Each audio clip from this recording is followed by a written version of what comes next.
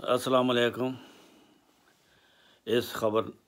ये आलमी ख़बरनामा इस हफ़्ते की मशहूर ख़बरें बरतानिया, पोलैंड और यूक्रेन के सैफ़रीकी सिक्योरिटी मुआहदे के हवाले से यूक्रेनी वज़ीर-ए-आज़म ने कहा है कि बरतानिया, पोलैंड और यूक्रेन इलाकाई सलामती की मजबूती के लिए मुआहदे की तैयारी कर रहे हैं। बरतानवी वज़ीर-ए-आज़म बोरिस जॉनसन रूस, यूक्रेन कशीदा सूरत हाल, यूक्रेन से इज़हार यकजहती के लिए यूक्रेन पहुँच गए हैं।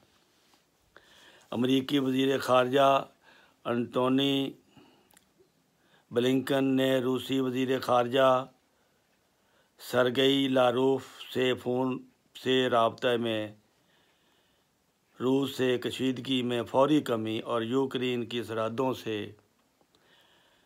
फ़ौज और साजो सामान के इनखला पर जोर दिया है। अमेरिका में कायम रूसी सफारतखाने का कहना है कि यूक्रेन के मामले पर अमरीकी पाबंदियों के सामने नहीं झुकेंगे। अमरीकी पाबंदियों की धमकियों पर तवज्जो नहीं दे रहे। कशीदगी रूस नहीं बल्कि अमरीका फैला रहा है।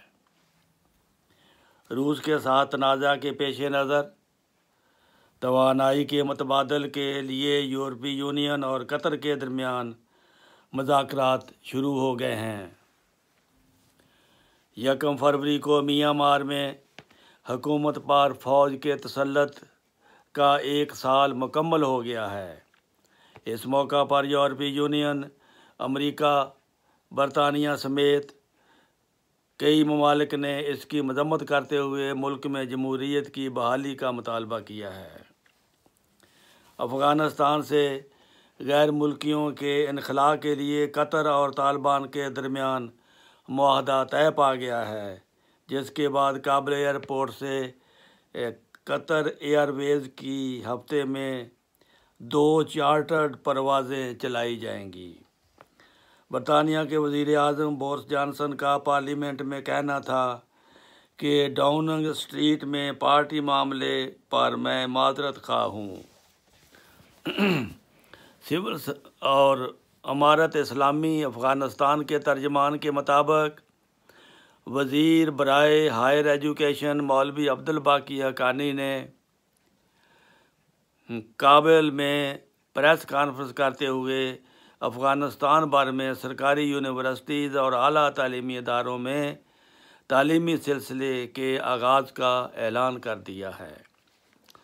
जापान ने शुमाली कोरिया की जानब से मिसाइल तजर्बे के बाद अपनी अफवाज को हाई अलर्ट करते हुए मुल्की सरहदों की निगरानी को तेज़ कर दिया है। तेहरान में ईरानी वज़ारत ख़ारजा के तर्जमान सईद खतीब ने कहा कि ईरान पर पाबंदियों से मुतल्लक़ अहम मसाइल अभी बाकी हैं। जस्टिस उमर अता बंदियाल ने बतौर 28वें चीफ जस्टिस ऑफ पाकिस्तान अपने ओहदे का हल्फ उठा लिया है।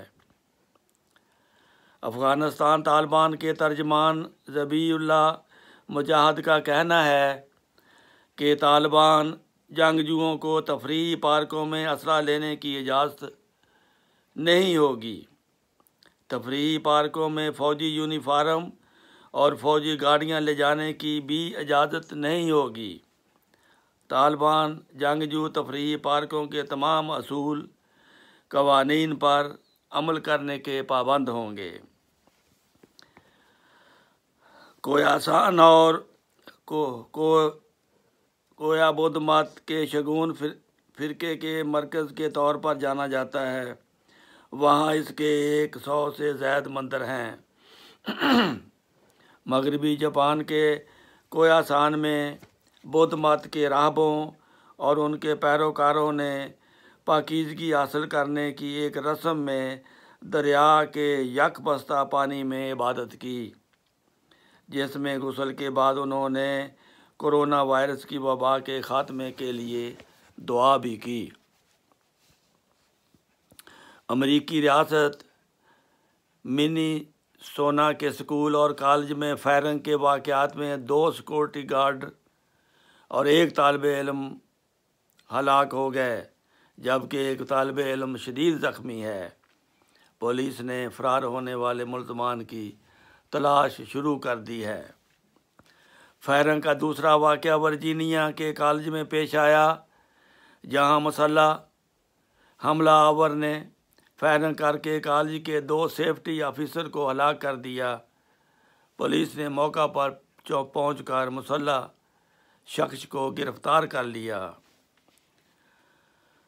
پاکستان کے صوبہ خیبر پختونخوا کے صوبائی دارالحکومت پشاور کے تھانہ گل بہار کی حدود میں رنگ روڈ پر مدینہ مارکیٹ کے نزدیک نامعلوم افراد کی جانب سے فائرنگ کے واقعہ میں 1 مسیحی پادری ہلاک ہو گیا، جبکہ دوسرا زخمی ہو گیا۔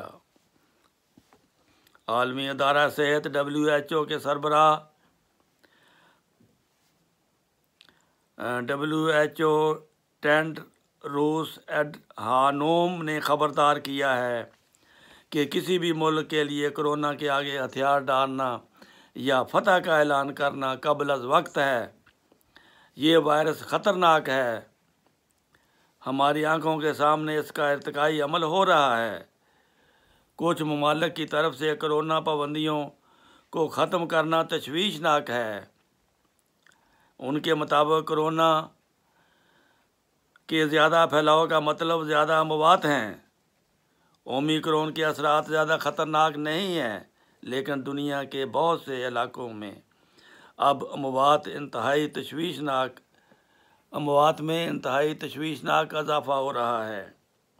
اومیکرون کا پہلا کیس رپورٹ ہونے کے بعد سے اب تک 9 کروڑ کیسز رپورٹ ہو چکے ہیں، جو سال 2020 کے کورونا کے مجموعی کیسز سے بھی زیادہ ہیں۔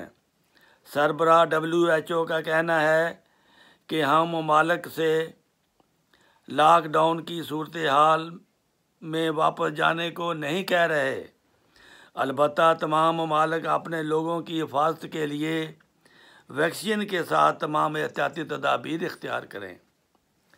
وائرس شکلیں بدل رہا ہے، تمام ممالک ٹیسٹنگ اور نگرانی کا عمل جاری رکھیں۔ ہم وائرس سے نہیں لڑ سکتے جب تک یہ نہ جان جائیں کہ یہ وائرس کیا کر رہا ہے۔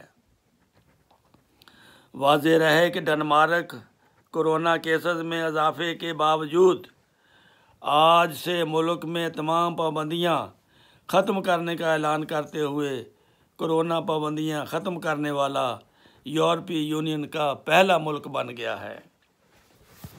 السلام علیکم۔